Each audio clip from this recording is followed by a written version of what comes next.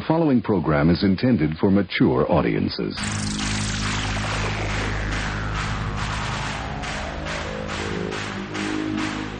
What do you say we have a rock and roll party? You're listening to Basically a Sports Show. Follow us on Twitter at Basically Sports. Subscribe to our podcast on iTunes. And check out every episode of the show at basicallysports.tumblr.com. Now here's your hosts, Zach, Greg, Mike. And you're listening to Basically a Sports Show. Are we ready to do the scores from the round of 32 for the glorious tournament of victory, fellas? Yes, sir. I will say there were two upsets. One, I think, was huge. The other one was pretty big. And then a couple of minor ones along the way that weren't terribly big surprises, but two that just were huge upsets, particularly one in your region, Mike, that I was really surprised by. It's the glorious tournament of victory. Things always get a bit crazy. Sometimes the voting, you just look at it and go, I don't know what you people are thinking, and you know what? That's what we're going to get again this time. So, all right. We'll start with Zach's region here. The goddamn Batman Memorial region, because his stayed pretty much true to form. So we had number 1 seed Left Shark taking on number 8 seed Breakfast for Dinner. Matchup that was a little bit closer than I thought it would be. I mean, I think a lot of people have really underestimated Breakfast for Dinner. Breakfast for Dinner is hard to beat. I said this when Breakfast for Dinner had its first run, and I'll say it again. I will eat breakfast for dinner anytime I can get away with it. If I'm at a restaurant for dinner and they have an all-day breakfast menu, I'm getting some French toast. Like, that's just happening. Yeah, so, I agree. You know. Completely agree. Do we determine if Left Shark was the overall number 1 seed in the tournament? He's got to be. Okay. Yeah. We said. Yeah. Well, it was Breakfast for Dinner made a fine showing in this, but Left Shark, number 1 overall seed in the 2018 Glorious Tournament of Victory, takes the win 19-14. I thought that one wouldn't be quite as close as it was, but Left Shark had a little bit of trouble. Breakfast for Dinner strong. Putting away Breakfast for Dinner. Mm-hmm. Yeah. So our Left Shark will take on the winner of our next match, number 4 seed BB-8 Thumbs Up Lighter versus number 5 seed the ever-present and ever-weird Vajankle. Oh, you know what? I'm gonna say I'm gonna put my money on the Vajankle on this one. Just like, no disrespect to BB-8 Slider, but the Vajankle, it's got some disturbing karma. It's got some disturbing voodoo behind it. So the Vajankle early on, as I was keeping track of the scores during the week, was actually winning this match, but in the end, the BB-8 Thumbs Up Lighter in another match that was much closer than I thought it would be takes the win with a final score of 18-15. So, BB-8 Thumbs Up Lighter moves on to take on number 1 overall seed Left Shark in the next round. That was 15-18, you said? Yes, final score 18-15 BB-8 with a 3-point win. That Vajankle just doesn't want to go away as much as I want it to. Another one that I was really, and again, Zach's region was a lot closer than I thought it would be, because it was very top-heavy, and I thought the top seeds would really have no trouble. But again, close matchup here. Number 3 seed Salsa from Pro Beach Hockey taking on number 6 seed Oakland Raiders Stabbing Knife, and again, another close match. I mean, look, when you pull the stabbing knife out, you're preparing for war. And you don't go to war lightly, so I got to believe that stabbing knife is ready to get some shit done. It's not going to go away quietly. Yeah, but how can you bring yourself to stab a chili pepper with sunglasses playing hockey? My thought exactly. And the L in salsa is also a hockey stick. Indeed. Because of course it is. In another close matchup, a 5-point difference in this one, but Salsa moves on to the win. 19-14 the final score. Salsa over the Oakland Raiders Stabbing Knife. So Zach's top seed or top heavy region, the top seeds having trouble but still moving on. And finally, in the last matchup in the goddamn Batman Memorial region, number 2 seed, the Sacred Moose Leg of Flin Flon, Manitoba, taking on perennial powerhouse, number 7 seed, Norway Curling Pants. Any predictions on this one, guys? I'm afraid that an upset could be brewing here, but I still got to believe in the power of the leg. The curling pants I saw got a lot of traction on the boards. There was a lot of discussion about it, so I'm going to say curling pants eked by. Actually, this was the biggest blowout of this round in Zach's region. Wow. The Moose Leg putting away the Norway curling pants with really relatively no trouble. A 22-11 win for the Sacred Moose Leg of Flin Flon that will move on to take on. Oh boy, this is going to be a match here, folks. Number 3 seed Salsa taking on the Moose Leg. Oh, I don't even know God. how you decide a winner in that one. I know. Those are my two favorites. No. Don't make me choose between my children like this. And then the other matchup in Zach's region, number 1 seed Left Shark will be taking on number 4 seed BB8 Thumbs Up Lighter. That is a brutal region for the Sweet 16. Just brutal. So that's that region. Will move on to Andy's region, the Chubbs Peterson Memorial. See, I'm saving the big upsets for the end of the update here, you see. In the Chubbs Peterson Memorial region, actually, there was one of the big upsets took place in this region, so we're not going to tease it too much. We'll get one of them out of the way here. Number 1 seed, the Shambling Corpse of Michael Clark Duncan, as steered by a Goblin Overseer, taking on the Erection-Bearing Ghost of David Carradine. Number 1 seed versus number 9 seed in that one. I gotta go with the Michael Clark Duncan and the Goblin Overseer. Yeah. Zach, any thoughts before I reveal the final? The Michael Clark Duncan thing is just so crazy. I think it has to continue. And it does, with a 19-14 win over the Erection-Bearing Ghost of David Carradine. Another entry that I am perfectly fine with seeing it go home for the year. It can go to wherever it and the Vajanko go when they're not messing up our tournament. Up next, number 4 seed, the infinitely replenishing drawer of Reese's Cups, taking on number 12 seed, another powerhouse despite its seeding, Mother Russia. Mother Russia. Mother Russia, easy win, 22-11 over the infinitely replenishing drawer of Reese's Peanut Butter Cups. I guess that's kind of an upset, right? Just because of the seeding, but I don't think in reality it's an upset at all. I think Mother Russia is a very tough contender in this tournament. I mean, Mother Russia, I still want you to... I still think you need to do some investigation on where those votes are coming from, because this seems a bit fishy. I just want clarification. Well, it makes for a very good Sweet 16 matchup. Number 1 seed, the Shambling Corpse of Michael Clark Duncan, driven by a Goblin Overseer, taking on Mother Russia. See, this is why we did the tournament this way this year, guys, because look at these matchups we're getting going into the next round here. Mm-hmm. Moving along, and this is where we had an upset. Number 3 seed, slightly fatigued Liam Neeson, taking on number 11 seed Wolverine, driving a 1983 Plymouth Caravelle, and in a shocker, the Wolverine takes it. Wow. See, I got to attribute that to the picture that someone on the boards photoshopped of Wolverine in the driver's seat of a 1983 Plymouth. Well, that maybe. Caravelle. I mean, did I just miss the point the whole time? I thought an actual Wolverine. I wasn't thinking the X-Men Wolverine. I thought it was the animal Wolverine. Right. Was it meant to be Wolverine, the X-Men character? I don't. I want to. I think that it was supposed to be the animal, but because it really was never clarified, it could be the X-Men character. Okay. I think I like it better as the X-Men character, to be honest. The other thing that you have to take a hold of is when slightly fatigued Liam Neeson was first in the tournament, he was slightly fatigued then. And he couldn't finish out the tournament then. So you have to assume he's only even more fatigued at this point in his career of being fatigued.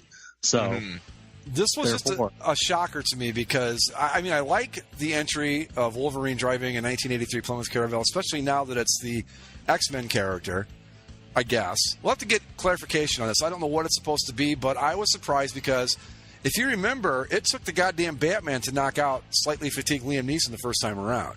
That's how strong a candidate he was. But yeah, so moving on, Wolverine in the 1983 Caravelle will take on the winner of the closest match, second of 2 matches in the second round that were decided by 1 point.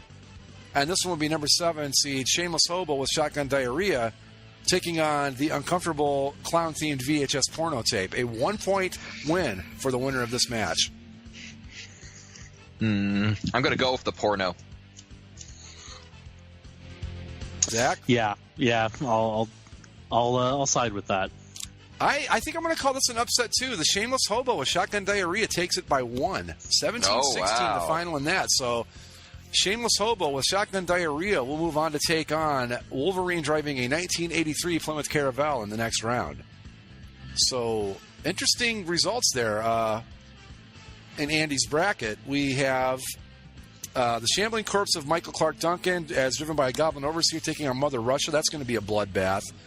And then the 2 upsets, I believe, Wolverine and the Caravelle taking on the Hobo with Diarrhea. So very interesting next round in the Chubbs Peterson Memorial region. Moving on to my region, the Doug Peterson knows what it means to be a Cleveland Brown region.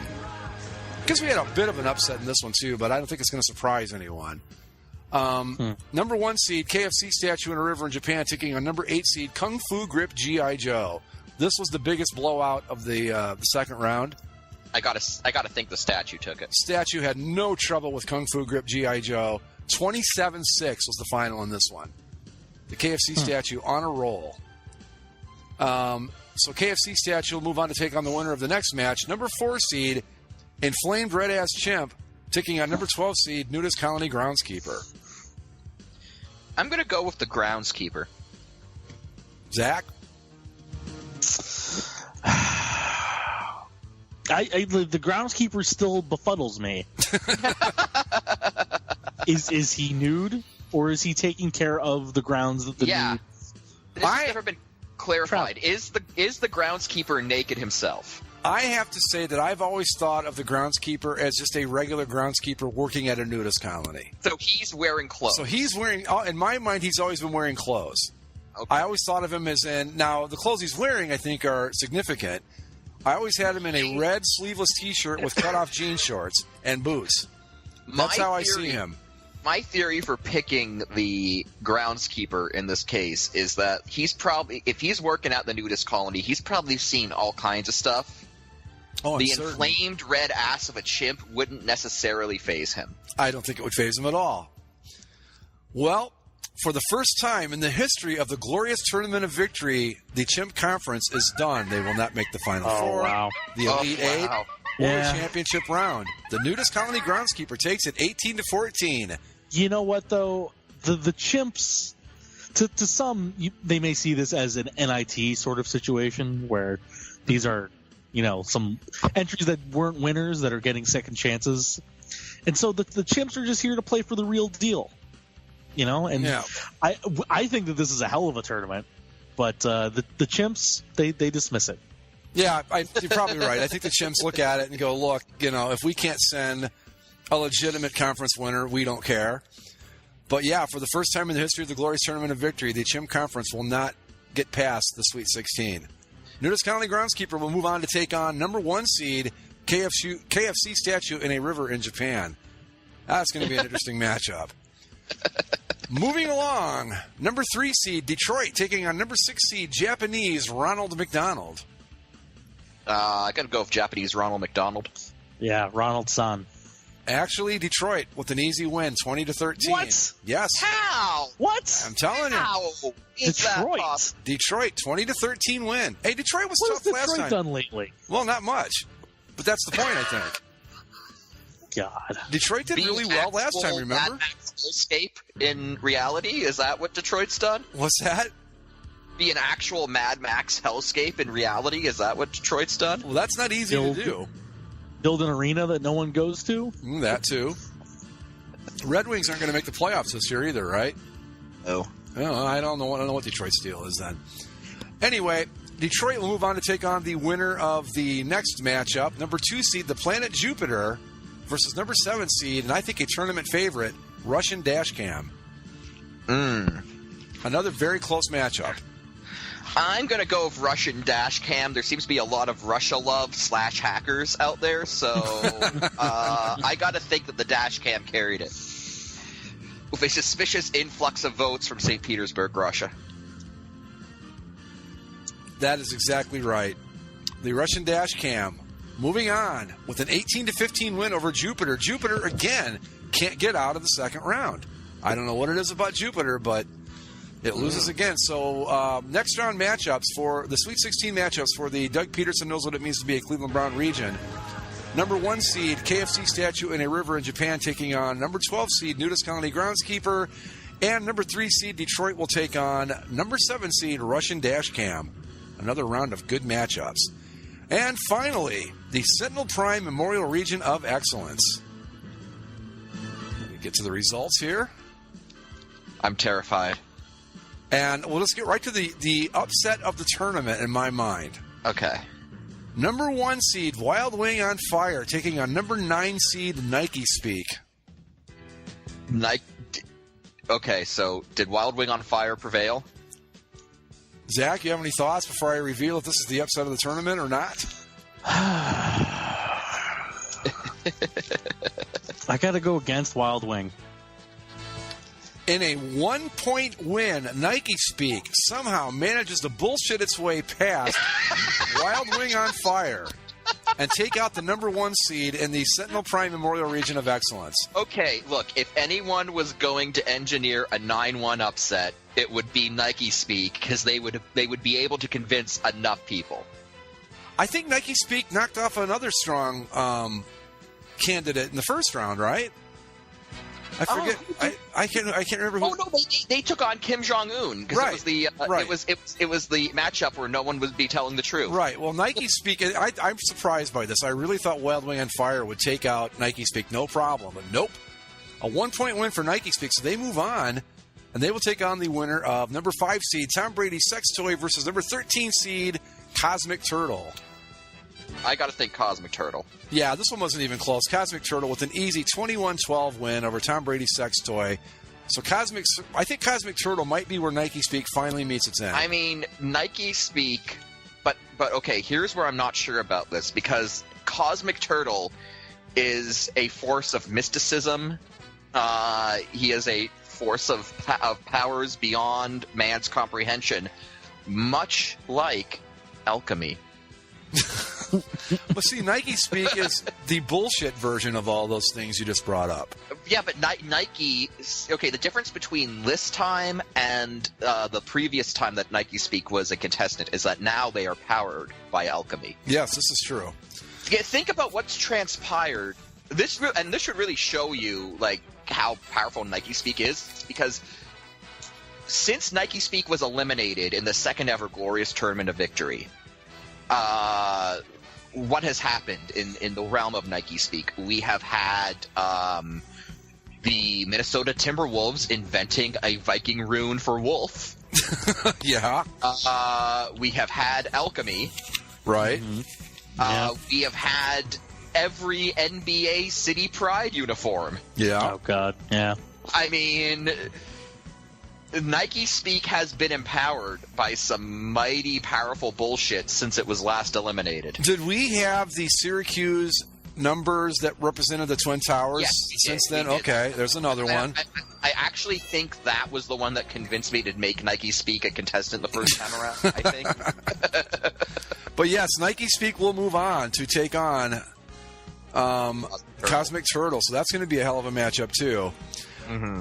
In the number 3 versus 11 matchup, Russell Manitoba goalie Beer Thief taking on Al Davis's tracksuit.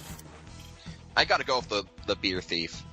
Goalie Beer Thief. Come on now. Zach? That's amazing. Yeah, Beer Thief. Come Beer on. Thief in an easy win. 23-10, no problem at all with Al Davis's tracksuit. I mean, the Beer Thief in the RCMP press release, looking for the Beer Thief, actually took time to say he might be a defenseman, though, because number 17 is an unusual number for goalies. I think that has to be the greatest thing that's ever taken place in journalism, that they pointed that out.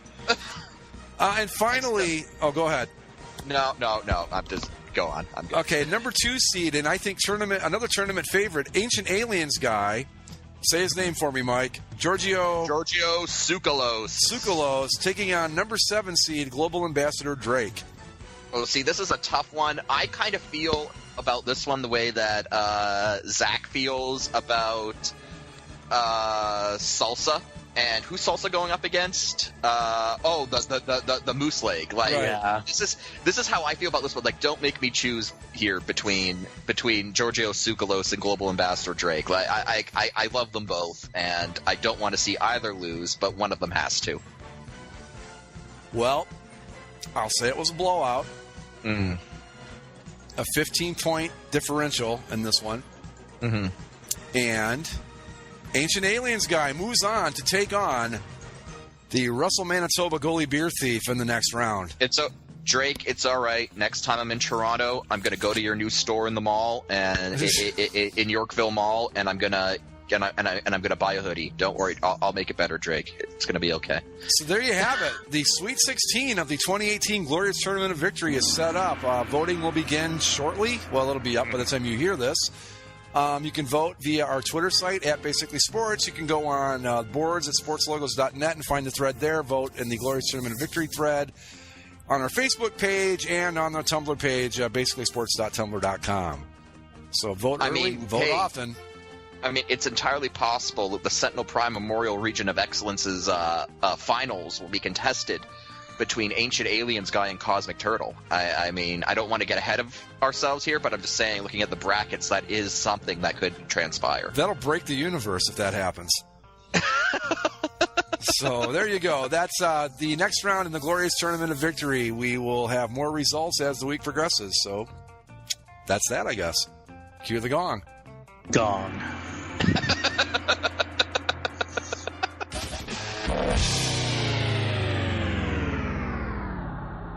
Some of these hashtags are so garbage too. Like, well, I like the one that's SF Giants baseball. That's original. That's what they all should be. Mm-hmm. I think so. They should all just be the team name. But like the Angels is the Halo way. That's so stupid. Rally together. No one says that. Rally together with the Indians. No one says that around here either. Detroit Summers. That's your thing. Detroit Summers. Never settle. Yeah, Raised Royal. That's why I like the Blue Jays. It's just hashtag Blue Jays. Yeah. Right, or like SF Giants, right? Or even the Mets is just LGM. Let's go Mets. Yeah, that's something that people actually say, so that's fine. But like Generation D-backs, you know that's going to be Generation D-bags like tomorrow. Yeah. Tomorrow. It was the minute you said it became that. Yeah. Or my this one just screams pretentious. Birdland for the Orioles. Seattle, true to the blue. You're not even blue. You're like Navy. Like if there was a team that was going to be true to the blue, it would not be the friggin' Mariners. No, it would be the Dodgers. Like the Dodgers, the Blue Jays, the Royals, even not the Seattle Mariners. Get out of here. Let's see. Like chop on. How does Be Bold tell me that you're the Phillies? But if the logo was not there, how am I supposed to know that that's the Phillies? You don't. I like. Okay, I know there's a reason for it, but out of context, Boston's is hilarious. Hashtag dirty water. Yeah. Yeah. I'm just saying, if I lived in Flint, I might be pissed. This is. What if somebody's actually just like tweeting about the dirty water in Flint, and then it has a Red Sox logo next to it? This is so stupid. I've lived here a very, very long time. I have never heard anyone refer to this area as the land, and no one. And the Indians are much, much, much bigger than the Cavs are around here. No one says rally together. No one. No one. It's if you want to go this route, the one you want to go with is Let's Go Tribe. That everyone would understand. That's what everybody says. Have you bought your land jersey, by the way? No, I should. Okay. You gotta get your LeBron one before he comes to the lick. I hope he does go to the Lakers. I really do. I'm serious. I'm not just joking when I say that. Oh, by the way, I would love a reason to come back to the Lakers. Apparently, and this was relayed by someone who, in the forums, works in retail, at a place that sells sports merchandise. Okay. Apparently, Nike is treating the NBA like a premier brand. Okay. And they're not even distributing NBA merchandise to smaller retailers. Really? Only only retailers that are large enough and will charge a high enough price for it. Are you being know what? supplied. They can go fuck right off. The NBA. Whatever. Yeah, but I do hope LeBron goes back to the so Lakers or goes to the Lakers. Huh? It's fun though. The NBA? That's what everyone tells me. It's so fun and Dude, innovative. as part of the show, I watched it for 2 weeks. I know. I missed all the fun. I didn't see any of it. I mean, maybe it's there. I just didn't catch it. I'm not going to say it's not there because I certainly could have missed it. Although, like, LeBron going to the Lakers, I mean, that would probably be good because it would make the Lakers, like, it would restore some semblance of balance to the West. And I just would love to become a Lakers fan again because I couldn't do it after Magic left, and then there was, like, Kobe. I was never a big Kobe fan, but I would love to go back, and that might be enough to do. I don't know, though. They got, as long as that, what's his name, Alonzo Ball's dad's around, I can't, But back to these hashtag things. I mean, these are just remarkably dumb. Like, let's go Bucks. Okay, that works because that's what people say. Rooted in Oakland? What the fuck? Didn't they try to move?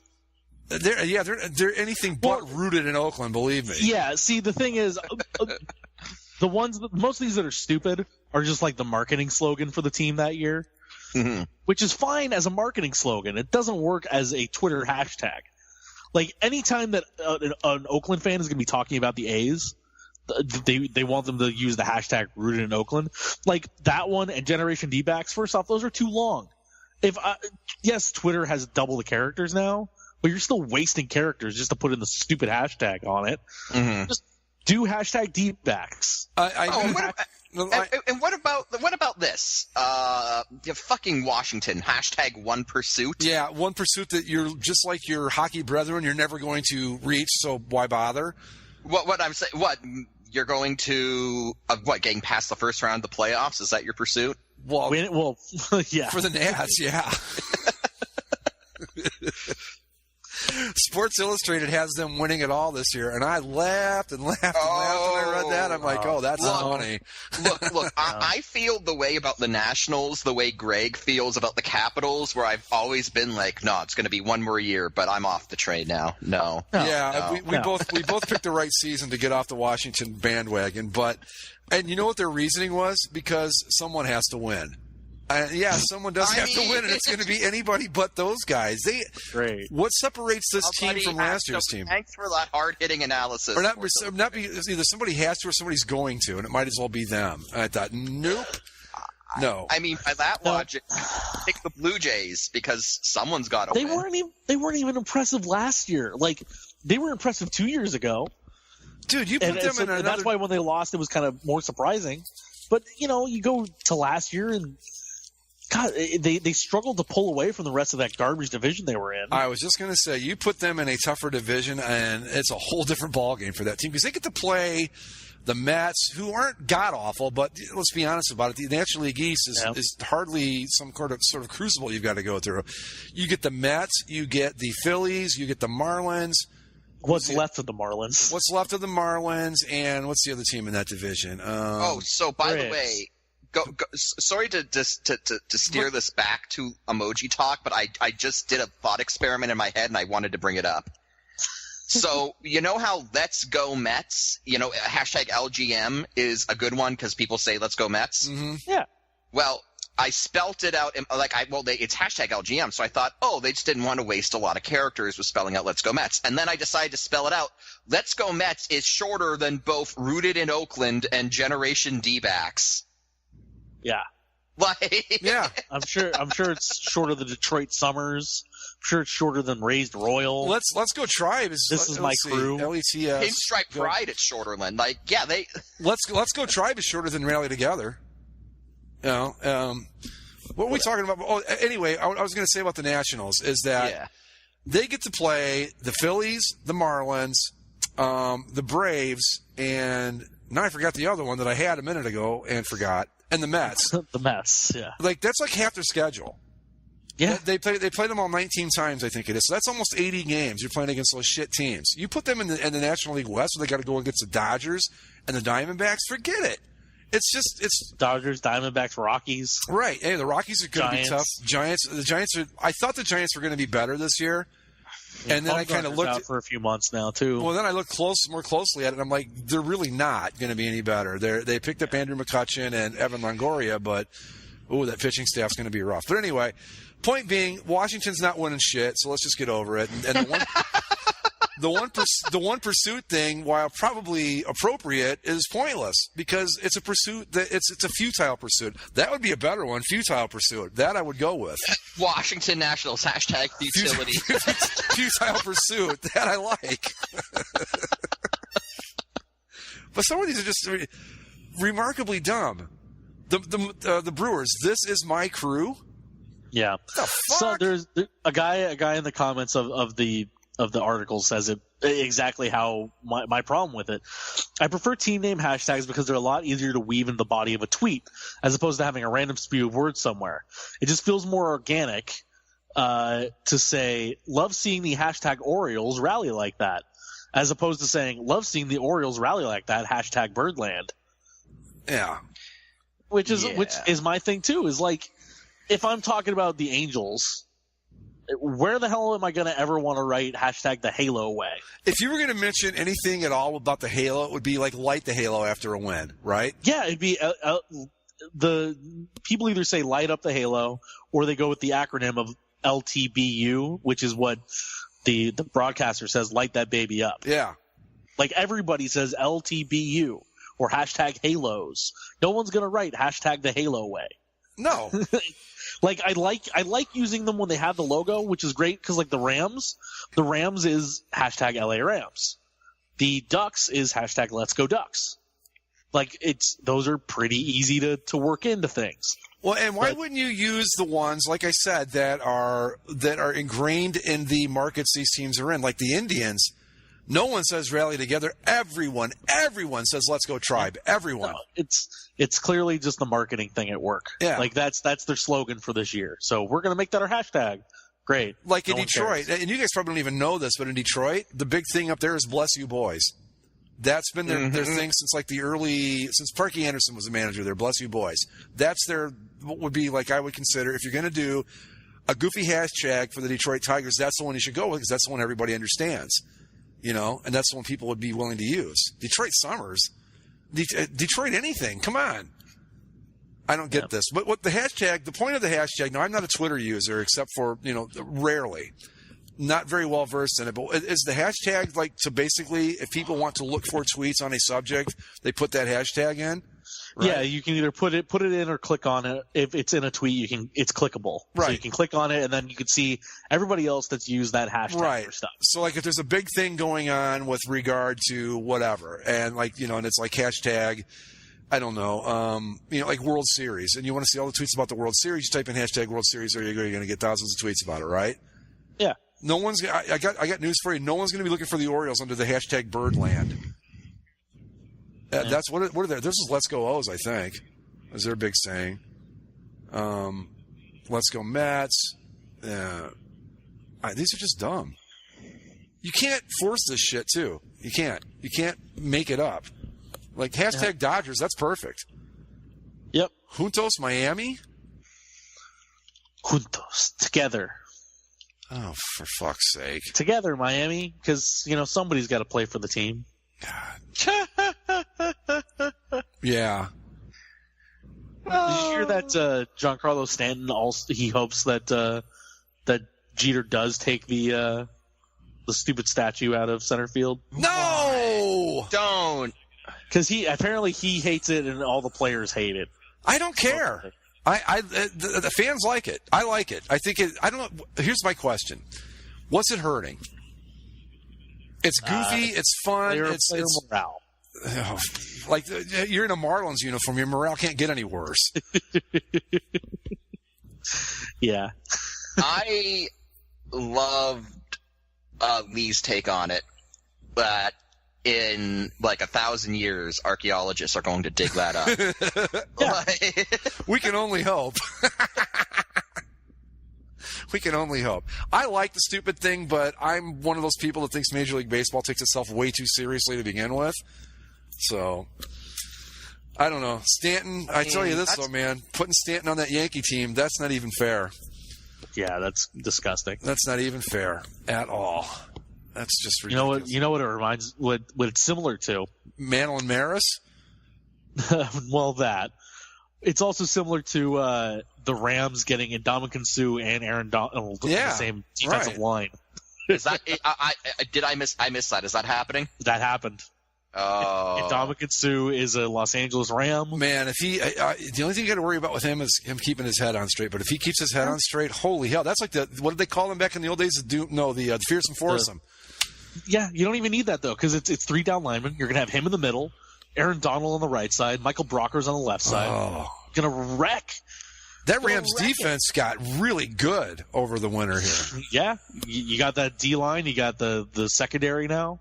Yeah, see, but that was the thing, though. That's smart. They knew what they had to do. You don't need to go out and get like a bunch of wide receivers, man. That's the way to go. Well, and the big rumor today, speaking of wide receivers, is that Odell Beckham Jr. is on the market, and the Rams are the first in line. Oh, boy. Could you imagine that offense? I'm just going to say Odell Beckham Jr. wouldn't be considering the Rams first in line if they were still playing in a Costco in St. Louis. Nope. No one would. And Sue wouldn't be there. None of this would be happening. This Los Angeles Rams renaissance has been freaking fantastic. Again, though, just the same thing with Sue. With Beckham, you got to hope he can keep his head on straight because he could blow a team up as easily as he could make one better. See, I'm just saying.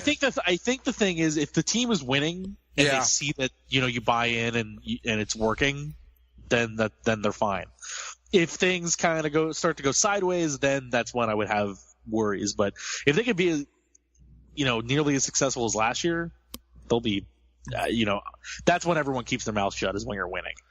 The only thing, I mean, because again, you don't know what these guys are going to do until they actually play, but just the personnel moves they've made so far. I mean, they beefed up that secondary very nicely.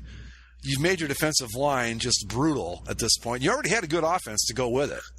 Yeah. I mean, they are – and again, it's the NFL. You never know what's going to happen from season to season. You can't really – like next year's returns can't be based on last year's performance. But logically speaking, the Rams should be really good next year. Really good. I know – to me, it almost seems like at the end of the season when the Niners turned it on with Jimmy Garoppolo, and everyone was just, "Oh my God, the Niners! They're going to win the West next year." I think the Rams saw that and said, "Oh, you think so?" Yeah, I think the Niners are going to be much improved, but it's going to be a hell of a division. And I don't know, though, man. I love when you told me about the secondary moves the Rams made last week. I really like that because that hurt them this year. Marcus Peters, Sam Shields, Aqib Talib. Yeah. And now you got the front. So, if you want to go ahead and try and pass. Because first you're going to have to block that D-line, and then you're going to have to try to beat one of those corners. Well, not only that, they traded, what's his name, Ogletree, the linebacker, right? But you know what? When you've got a secondary like that and a defensive line like that, your linebackers are, of course, important. Yeah, but you can afford to lose an Ogletree when you're doing it that way. Exactly. You can be fine. You just need somebody that can make a competent tackle. Yep. Yeah. That's all you need is somebody that can tackle. And they signed like a mid-level linebacker that I liked. So things are looking up. Yeah. I'm sure Wade Phillips doesn't hate any of this. No, I'm sure he doesn't. They're going to be really again, with the NFL you can't ever say for certain, but they by all accounts should be even better next year than they were this year. Cuz Goff's going to have another year under his belt. If you get Beckham on top of that, it's oh my God. That's just going to be fun. The only thing is that they're going to have those shitty uniforms again. That's the only problem. Yeah, well. Wait, isn't this the last year that that's happening, or? No, 2 years. 2 more years. I still think what could the NFL do? Honest to God, they just said, you know what? Fuck you. We're going to these throwbacks, and if you don't like it, screw you. What could they do? You can not make them not let them play. You're gonna fight all these years to get a team back in Los Angeles and then say, you know what? You can't play because we don't like the clothes you're wearing. That's not going to happen. They would, how the NFL works. They would go ahead and fine them every week. Yeah, fine, pay it. How much could it be?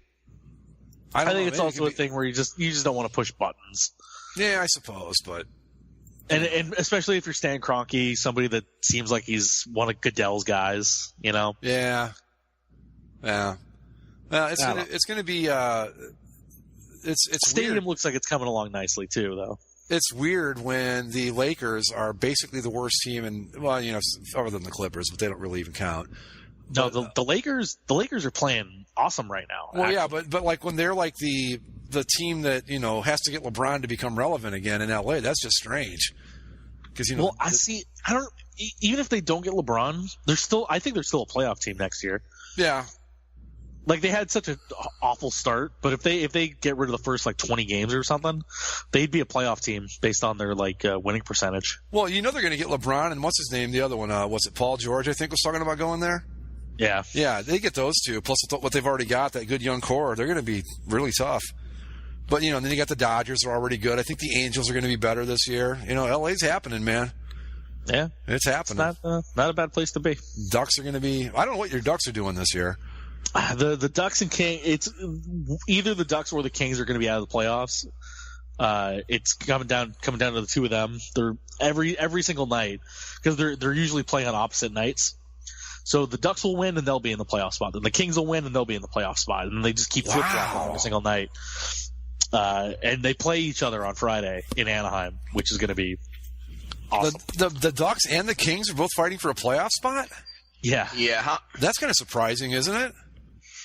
To me, at least. It's Vegas's fault. yeah, that's true. If the Golden Knights were doing what the Golden Knights should have done, then the Ducks and Kings will both be in the playoffs, no problem, right now. But, they had to go screw it up and be the best expansion team of all time. Yeah, which, by the way, I heard them go 101 points. 101 points. Yeah. I don't know how they did this. I just don't know how they did this. I heard an interesting factoid on the way in, listening to a podcast. So I wanted to throw it by you and see if you guys knew the answer. Okay. It looks like the Golden Knights are going to win the division. Okay. As an expansion team. There has only been one other team in the history of professional sports, besides the teams like the Western Conference expansion. Okay, we're not counting the NHL 67 expansion then in this. Yeah, because everybody, right. Yeah, because I think the Blues went to the Stanley Cup Finals that year.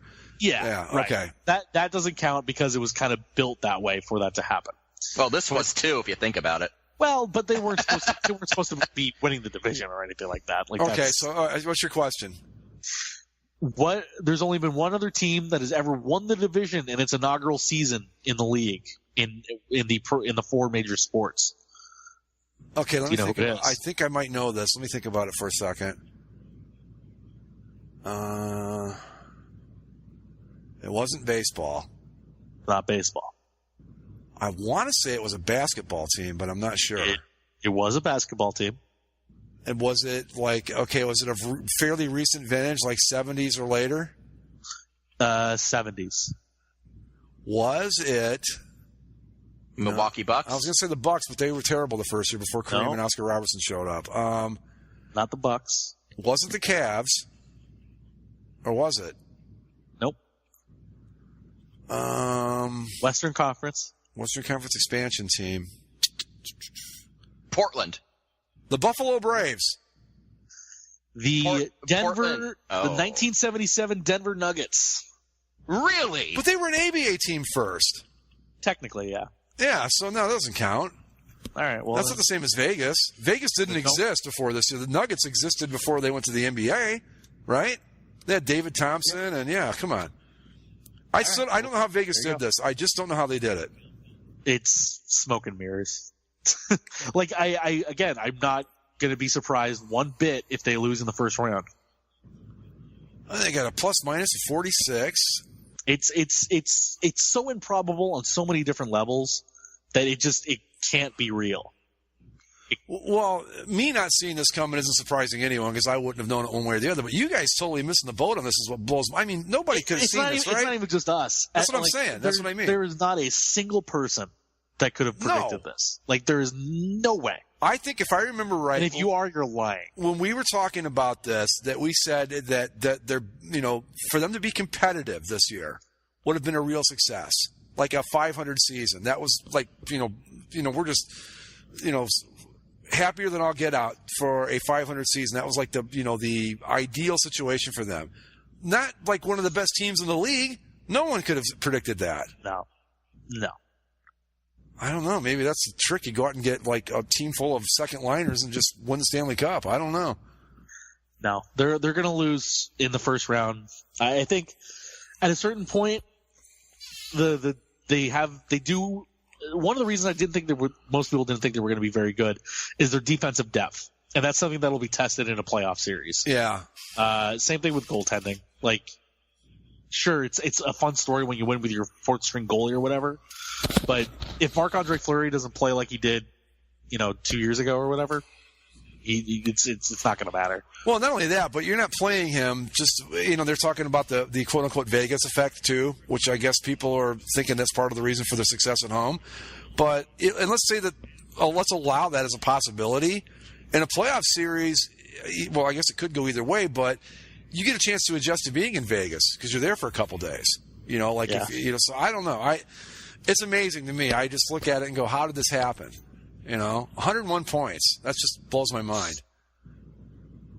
And yep. Yeah, I don't know. I guess it's boy, there are going to be some spoiled fans out there. Man.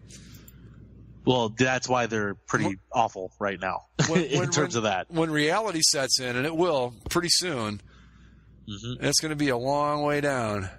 Yeah. Wow. That's why I can't wait for them to lose, because they're all turning into asshats pretty quickly. Have you gone to any games in Vegas? No, I wanted to. They had a game on President's Day on Monday, but it didn't work out. I'm definitely going next year though. Like I'm going to make it a point to get out there. Yeah, I wouldn't mind checking out their arena and stuff. It'd be kind of neat, but yeah. Supposedly the arena's pretty great. And the area around it, of course, is great. It's right next to New York. It's it's on the Strip. Like in terms of atmosphere, they've got it down pretty pat. Yeah. But yeah. While we're here, let's look at the rest of the NHL picture real quick. The Chicago Blackhawks are not going to make the playoffs for the first time in 10 seasons. Really? They've officially been eliminated. Really? You know who else has been eliminated? Boy, that dynasty ended quick, didn't it? For back-to-back seasons, the Detroit Red Wings? Exactly. They've got a new playoff streak going. Now it's more like the Red Wings I know and love. This is more like it. Don't make the playoffs, aren't very good. These are the Wings I grew up with. Minus 41 goal differential. Yep, that looks more like what I'm used to. 1-8-1 in their last 10. Yep, this is it. Wow. What else? Let me see here. I don't see any other real surprises. Do you guys? Besides Vegas? The Devils. Winnipeg. Yeah, I think Winnipeg was improved. Or you know what? I think going into the season they re-signed their coach and general manager, and I think we all said, "What the hell are they talking about? Like they haven't done anything. What do they deserve?" Mm-hmm. I think they deserve it now. Like if they didn't deserve it before the season, they definitely deserve their extensions now. Like honestly. Like Nashville's been on quite a tear recently, but for my money, I think Winnipeg is my favorite in the Western Conference right now. Overall, or just like in the West, yeah. Wow, that'd be great. I would love that. I really, really like what Winnipeg, how they play, what they've been doing. I really like what the Jets are this season, and that'll be a hell of a first round matchup, Winnipeg, Minnesota, because they're not actually that far apart geographically, so that'll be a cool rivalry. And there's my St. Louis Blues. If they get in, I always say I'm going to quit them, but I can't. I can't quit them. Edmonton, bad. Oh, here's a question, because Edmonton's come up recently with this. So we only have like 5 to 6 games left in the season, depending on who you are. Mm-hmm. Connor McDavid leads the league in points. Mm-hmm. He also leads the league in percentage of a team's goals. Like okay. He's scored or assisted on like 57% of Edmonton's goals this season. Yeah. And because of all those numbers, people are putting him up as a Hart Trophy candidate for MVP. Mm-hmm. But the Oilers are eliminated from playoff contention. They're Right now, they sit 25 points out of a playoff spot. Well, okay. If you're looking at it from the most outstanding player as opposed to most valuable player, then sure. Yep. And there is an award for that, voted on by the players. There is the most outstanding player. But if you're talking like most valuable to his team, I don't know that you can give it to him. I mean, sure, he's most valuable to the Oilers, which I suppose if you look at it like that, but is he most valuable player to a team in the league? No. I mean, come on. You can't, right? It's a different criteria you're looking at. I agree.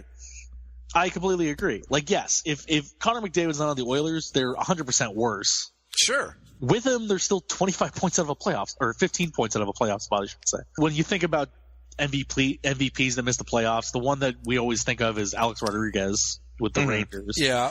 The last guy to do that in the NHL, to miss the playoffs and win the Hart Trophy, was Mario Lemieux in, like, 87. But I think that was one of those years when he had, like, 200 points or whatever. So, you know. It just depends on how you define the award. If it's most valuable player, I think it's got to go to a guy that's at least on a playoff team. I don't know who the candidates would be at this point. But well, that's part of the problem why he's been put up there as the league leader in points.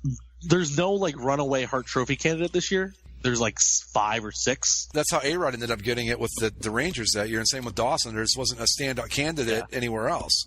If he's the most valuable player in the league, I think that his team has to at least be good enough to be in the playoffs. Hey, it's the most wonderful time of the year, opening day, on Thursday, March 29th. What the hell? You don't like the March start date?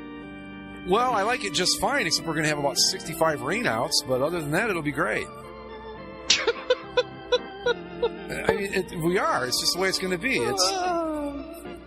I think it was, I want to say in the late 80s, they did a season where they had everybody open, like in the South and on the West Coast. And the first rainout that year didn't take place till the middle of July because it worked out so perfectly. And I don't know why they don't do that every year, but you're going to have, like, I don't know, let's see, let me look at the schedule real quick here. Just to give you an idea of what we're going to be up against. March 29th. Okay. The Tigers are at home. It could snow. I mean, it's... The Blue Jays will be okay because of the dome, but the Reds are at home. That might be all right. I don't care if there's a dome. It would, like, if I was going to the Rogers Center to see a baseball game and it was snowing outside, it would feel weird. I know. Yeah, probably the same way that it feels down here when it's like 95 degrees for a playoff game. Oh, shut up. Go on inside. It's like, well, do I wear shorts or do I wear my sweatshirt? Like, what? What am I doing? Oh, you mean for a Ducks playoff game? Yeah. Yeah. Like, there are plenty of people that show up in shorts and flip-flops, and then when they get inside, it's like, oh, shit, it's cold. Well, yeah. Well, I mean, honestly, I've been to hockey playoff games here, International League playoff games, where it would be 80 outside. Yeah. And you go inside, it's hockey. It's weird, yeah. But, yeah, so it all gets started on Thursday, finally. Thank goodness for me. NASCAR and baseball, man, I'm in heaven now. But do we want to go through and do like a really quick prediction type thing? I know that none of us know enough to give any really in-depth detail on anything, but yeah, I know enough to sound smart. I've paid attention to a little bit more baseballs so far than normal. I told you guys earlier that Sports Illustrated has the Nationals winning it all this year, which just cracks me up. But okay, why not? I almost want to go back and dig up their hockey preview to see if they have the Capitals winning it all too, and then we could just go for the trifecta. Maybe they picked, I don't know, the Redskins or the Chiefs or something like that to win the Super Bowl. But so where do you want to start? National League East? Yeah, you mentioned the Sports Illustrated, known for their predictions all of a sudden now. Yeah. Because they predicted the last World Series winner like 4 years ago. Did they? Yeah, they put out a cover when the Astros were bad. They called them right. Yeah. World champions. Yeah, but you know what? I'm not giving them that much credit for that because I did the same thing on this very show. Well, we all kind of did, but I said, yeah, they're bad, but there's a lot of good talent there, and in 3 years, this team's going to be really, really tough. So it wasn't anybody that knows a little bit about baseball was able to spot what was happening in Houston. It wasn't like magic or alchemy. for that Look, matter. as far as the NL East goes, I mean, why not Washington? Who else is going to beat Washington? No one really. I mean, No. I think the only team that I would give a shot would be the Mets, but I'm not counting on it. Not the Dolphins. Fuck the Dolphins. The Marlins are only finding a way. Like they somehow found a worse owner than Jeffrey Loria. Good job. I think the Dolphins would have a better shot of winning the National League East than the Marlins do right now. Like somehow Jeter has proven to be a worse owner than Loria, or at least just as bad. Okay, do you think that he knows what he's doing and that this is one of those Houston things where he's going to wipe the slate and build a good team, or do you think he's in over his head and has no clue what he's doing? What it sounds like, from what I've read up, the people just don't have a whole lot of money. This ownership group, because it's not just Jeter. It's he's the head of a group. You know, like he probably has the smallest stake, but since he's the biggest name, same thing with Magic Johnson with the Dodgers. You know, but from what it sounds like, they just didn't have as much money to spend on these things. Yeah, they probably should have given it to his competition for the ownership bid. Like, I don't know. Like they cut all this because they couldn't afford it. Is what it sounded like. So they're going to try to operate with a much smaller payroll going forward. But good friggin' luck. Like, well, they've seen the model. They've seen it work. They saw it work with the Astros. And don't you dare mention Moneyball. I'm not. I'm just talking about. I'm talking about building a strong farm system and building your own team that way and keeping. They're not doing that though. They're just firing everyone. Well, sure, that's the first step, obviously. But I don't have a lot of faith either, because I've always thought that baseball in South Florida was a bad idea to begin with, and they're never going to pull the crowds. I don't know how they're going to do it. If they don't have any money, they're not going to get the TV contracts. They're not going to get any of that other stuff, so they've got to basically work off getting crowds, and I just don't see where that's going to happen. I'm just going to say, look, it's definitely not going to work now. Why would they get crowds? This team, the 2 times they've won the World Series, traded everyone. Yeah. Like, why would they? Why would they? I think the best thing I can say about the Marlins right now is I really like their black alternate jersey. I happen to have one. That's about it. I am a fan of the Marlins' overall identity. Yeah, me too. And I like the statue in center field, which of course Jeter, being the ass that he is going to take that one cool thing out. But no, if you look at the National League East, I think it's the Nationals. The Mets might contend for a while. They've got the pitching staff if it stays healthy with Syndergaard and DeGrom and those guys, and a couple of the other younger ones that are less popular ones could be pretty good too. Their issue is going to be their hitting, I think. I don't know where they're going to find enough bats, but a team that I like in this division, I don't think they're going to be a serious contender, but they're definitely headed in the right direction, and they might be good enough maybe to contend for a wild card, is the Phillies. I think the Phillies have quietly become a pretty good team, so we'll see where they go. But it's the Nationals and everybody else. But the Phillies are going to be fun. I don't know how good they're going to be, but if the young kids start playing right away, start producing right away, they could make a wild card run. I don't think that they're going to get much further than that, but it could happen. So we're all in agreement on Nationals and everybody else in that one, right? Yeah. Mm-hmm. Yeah. The Central, it's still got to be the Cubs, yeah? I would think so, yeah. Yeah. Yeah, Cubs. I think the Cubs. The Cardinals are always going to be the Cardinals. You never know.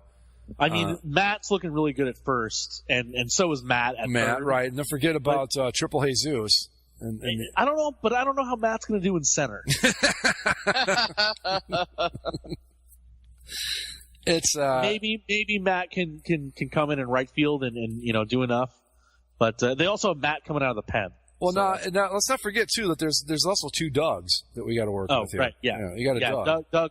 They have Legacy Doug and then Doug coming out of the minors. That new young Doug is looking for a spot. And as well as Craig and Todd. Right.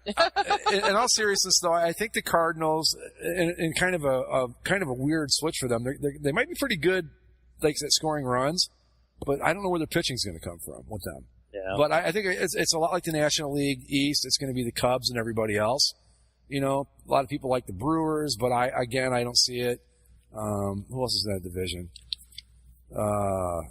Brewers, Pirates, the Pirates and Reds are, definitely the Reds are in a rebuilding process. The Pirates are heading down the other side of the hill. They're going to be, they're not going to be good. That renaissance was short-lived. Yeah, and it never really got anywhere either, did it? They didn't even manage to win a playoff game, did they? No. No, they were up 2-0. Oh, right. To the Giants that one time. Yeah. And then lost 3 straight. Yeah.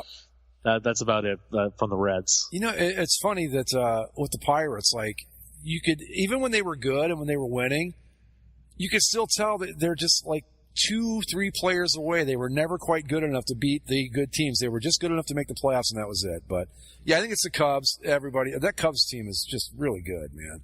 Yeah, and they added Darvish. So yeah, they're going to be tough. In the West, this could be an interesting division. Tough. Yeah, it could be very interesting. You can have the Dodgers. Everybody besides the Padres. Yeah. And their stupid uniforms. Yeah, I mean, you know what? You're a bad team. You're not going anywhere. At least do us the favor of wearing cool uniforms, and you can't even do that. No, instead it's like the most boring uniforms ever conceived. Get for a baseball. Beautiful ballpark. You could wear some really cool uniforms and at least make yourselves entertaining that way. But no.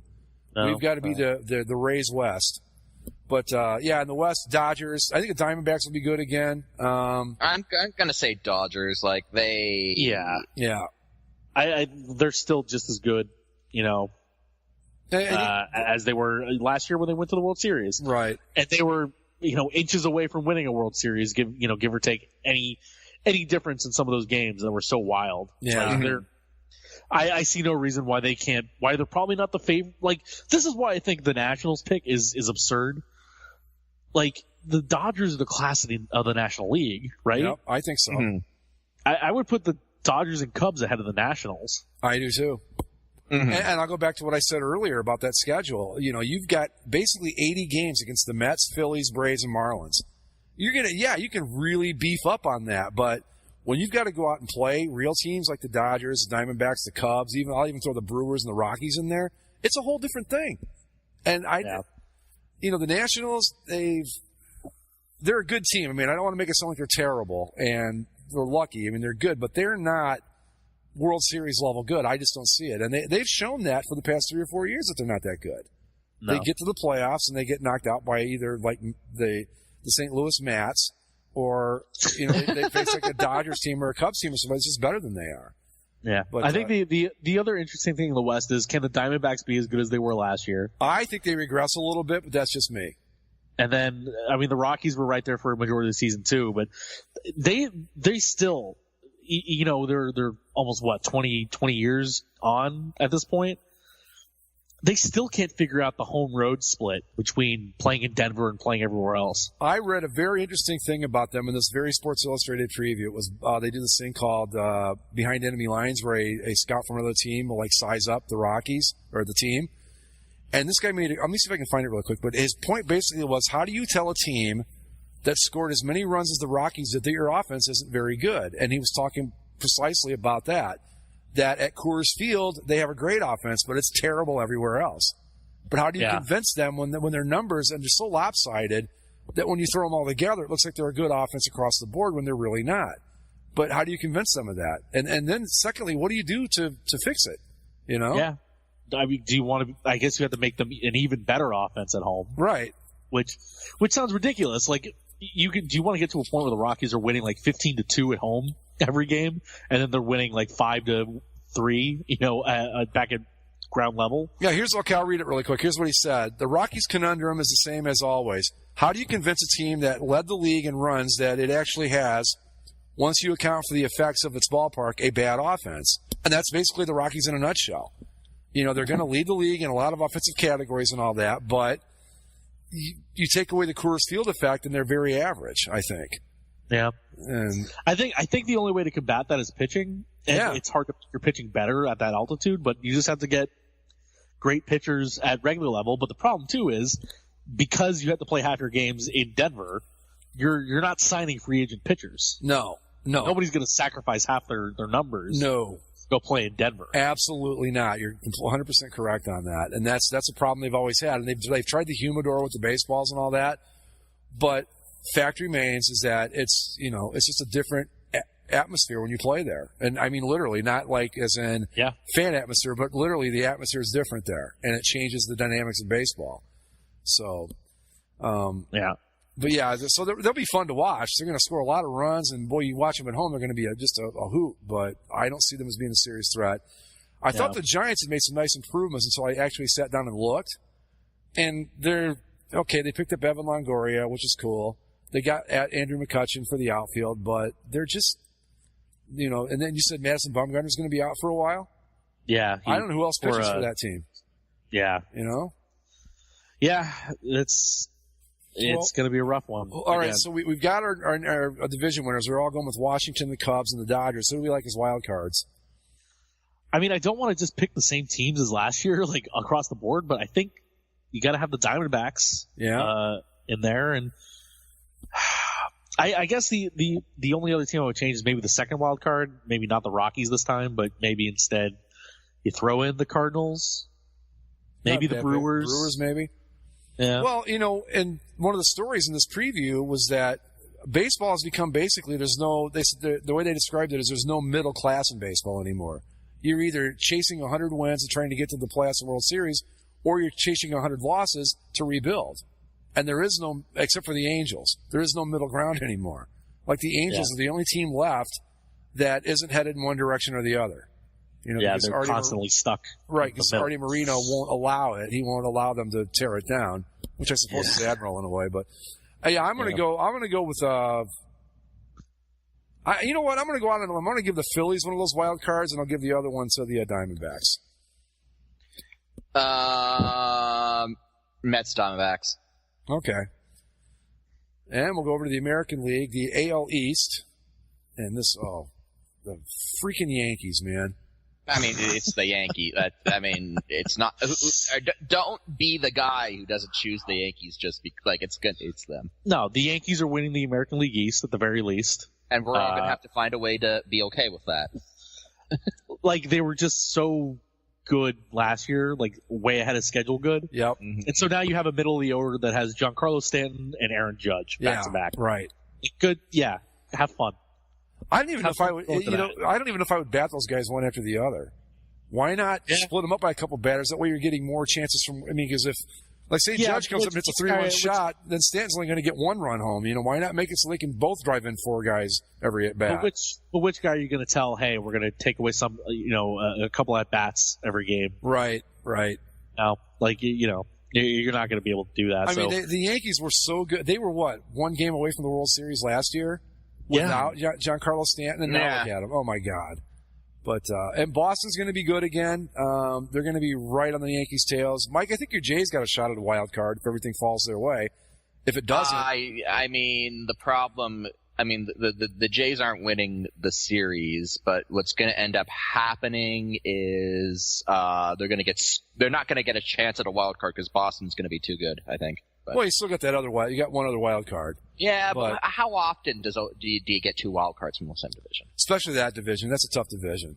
Yeah. Because even the Orioles and the Rays, who aren't going to be good, are still going to be. They're not pushovers like say some of the teams in the National League East. But but the Blue Jays could go. I mean, they could either be in wild card contention or they could be trading everybody by the middle of the season. I mean, they're that delicately balanced between good and bad right now, I think. But yeah, I think the Yankees and then the Red Sox after that. In the Central. And then the Orioles are just playing the Manny Machado farewell tour. Yeah, basically. Yeah. They're like the American League East version of the Angels, kind of. They're not quite at the bad enough to rebuild point, but they're not chasing a World Series either. Yeah. Well, by the way, you fear the Yankees now. Just wait till they add Manny Machado next year, too. Oh, Jesus. God damn. Yeah. I'm too tired, but I'd reference the "Don't you wish that evil on me, Ricky Bobby." Central. It's all Indians, right? Yeah, I think it was funny. Like I looked through a couple previews because they started popping up. I don't think I found anybody that picked a different division winners than Yankees, Indians, Astros. Like I think that's everybody's pick across the board when it comes to division winners. I really don't even know if some people are saying the Twins might get back into wild card contention, but like they were hanging around last year in wild card contention, but I don't even think they were that good last year. They are they're like Houston Light. Like they don't have quite as many good prospects that are coming along, but they've got some players on that team. They've got what's his name? The third baseman. I think Asano is his name or something like that. Is pretty good. They've got this kid. I think his name's Buxton. That's good. I mean, they're headed in the right direction, but they're not like Houston good yet. But they can play. I don't but when you're talking like when your wild card competition is going to be like the Red Sox, the Angels. I don't know if the Twins can hang with that crew, but it's the Indians and everybody else in that division, I think. Yeah. The Royals I'm glad they enjoyed that World Series win in 15 because they're definitely in rebuilding mode again. The Tigers are terrible. Tigers are terrible. White Sox are worse. Yeah, you don't know what you're going to get. AL West. As I look at the standings here via Google, they have them all with the logos next to them. I didn't realize this before, but the Roundel division, A's, Mariners, Astros, and Rangers all use Roundels as their primaries. Oh God, that has to be my favorite division then, right? Well, the Angels have one in their rotation, but they just choose to stick with the far superior A. It's Astros again. Like right. There's no reason to pick against the World Series champs. They look just as good. They're gonna have Justin Verlander for a full season. See what he does. Mm-hmm. The A's are still bad. The Mariners are pesky. I would classify them as. Yeah, I don't know what to make of the Mariners. I don't. They're one of those teams that you say, oh, well, this is the year that they're going to finally turn the corner. This is when they're going to be good. They're going to be good now. I don't think so. And they just never get there. Mm-hmm. Rangers are going to be bad, and the Angels are such a friggin' enigma, man. Like I had high hopes, as we talked about when they signed Shohei Ohtani, but he's proved to be a work in progress so far. He's going to be on the opening day roster. Yeah. They're going to try to start him and DH him, in between starts. See how it works, but it's been kind of a mixed bag of results in spring training, but it is spring training and he is still like 23 years old. I was just going to say, he's 23 years old, which I think people seem to forget. Yeah. Really the Angels' ability to compete will rely on the health of their pitching staff and Mike Trout. Yeah.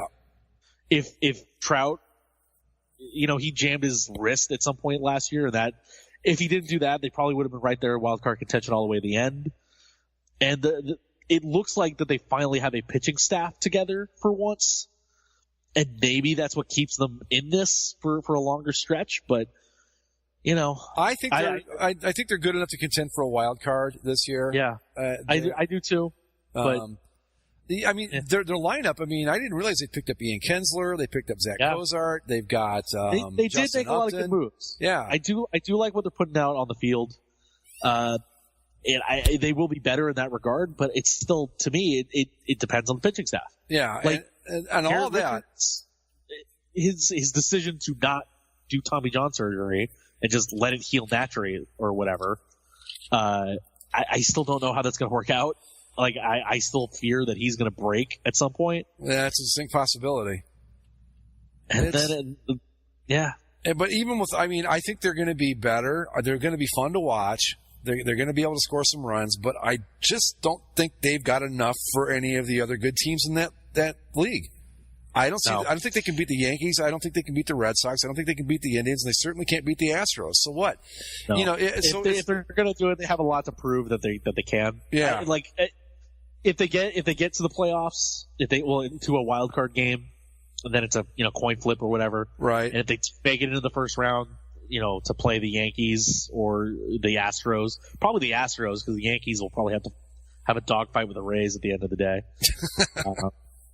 I don't know, man. But yeah, I think the Angels do take a wild card this year. I think it'll be them and the Red Sox are your two wild card teams in the American League.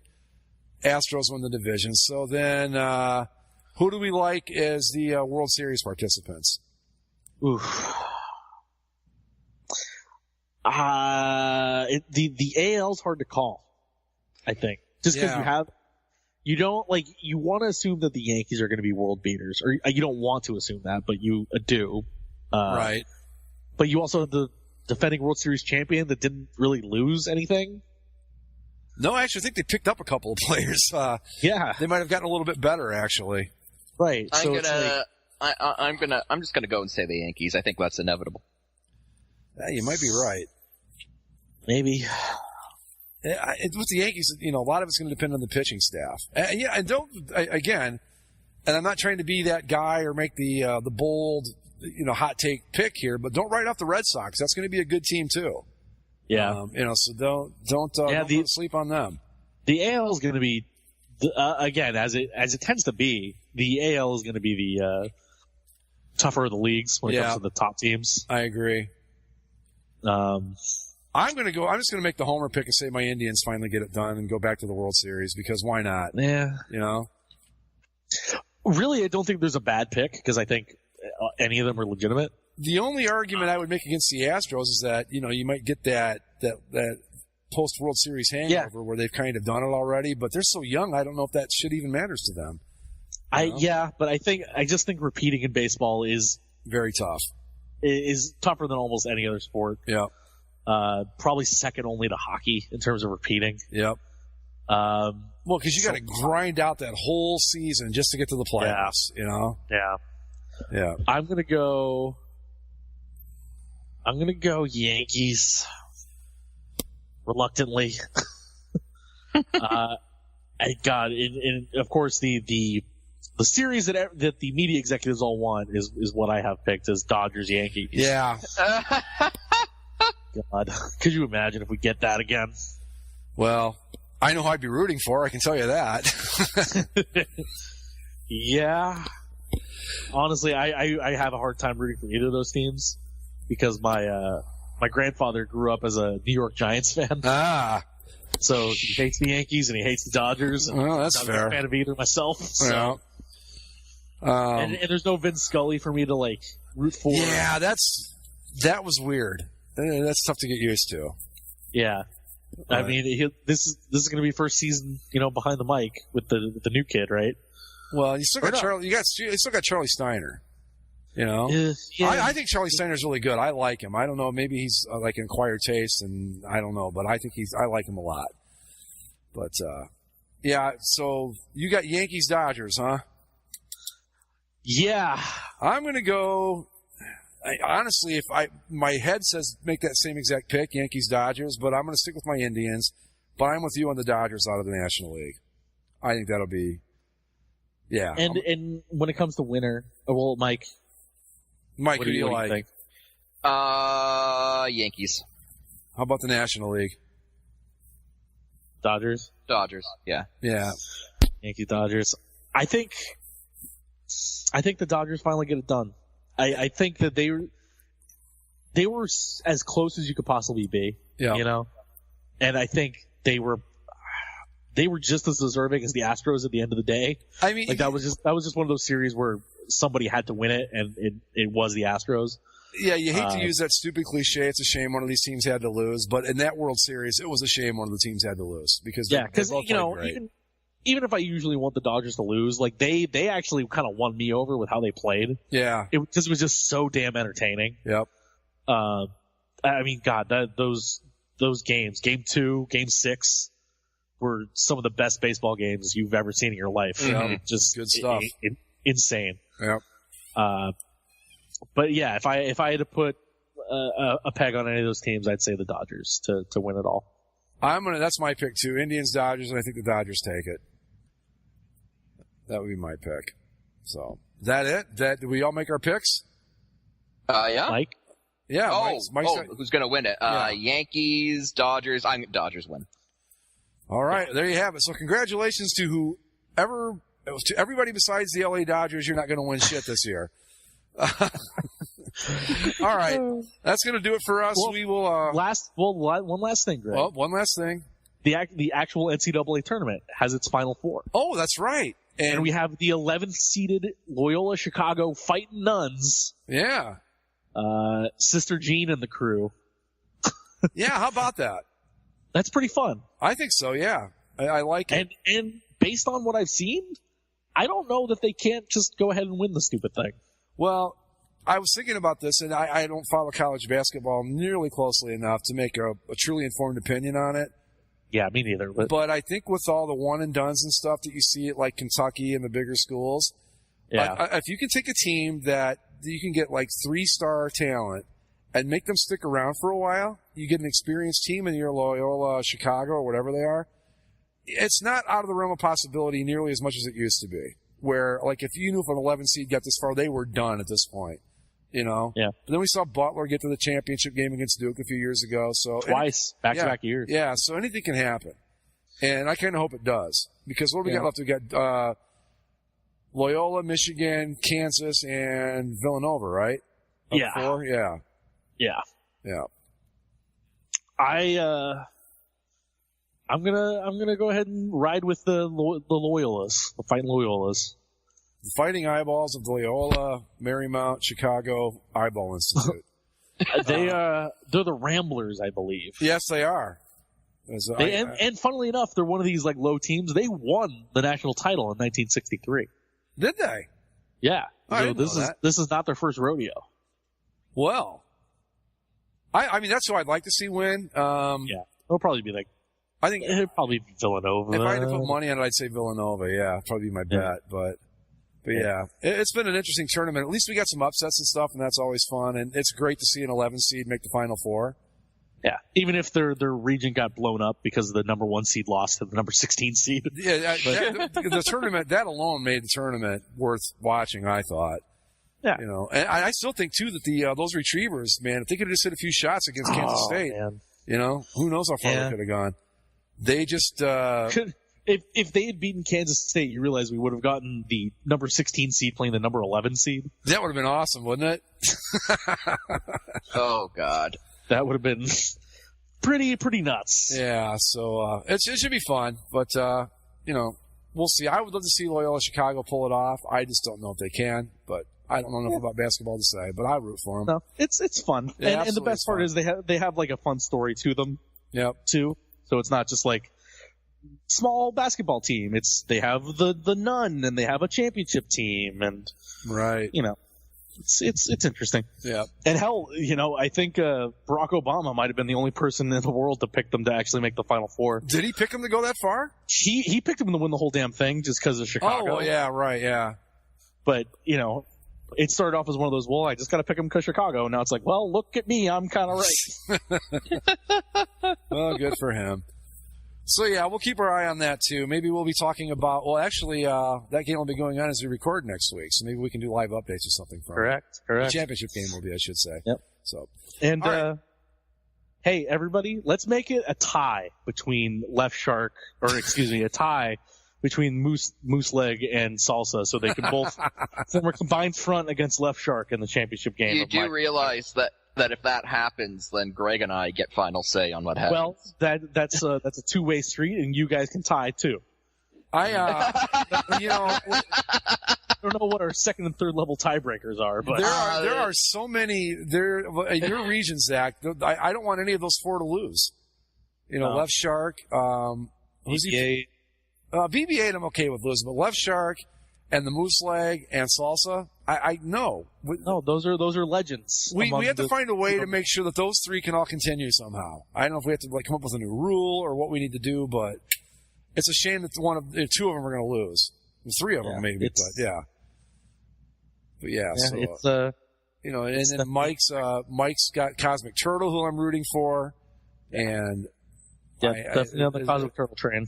As much as I hate Nike Speak in real life, I love it as a tournament entry.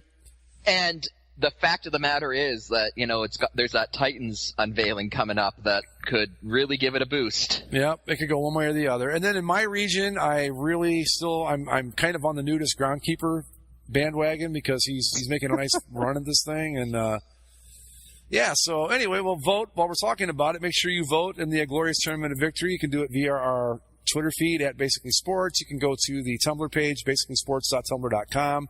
Excuse me, basicallyasportshow.tumblr.com. Facebook page and on the boards. And vote. By the way, vote often. By the way, on on the little table next to my desk here, I've got Mensch on the bench. Hey, he's given his good vibes. So one of our finer champions, Mensch on the bench. So, all right. And on that note, folks, don't forget you can subscribe to the show via iTunes, Stitcher, Spreaker, and the YouTubes. And you can find us on Facebook. We will see you all next time. Later. Adios.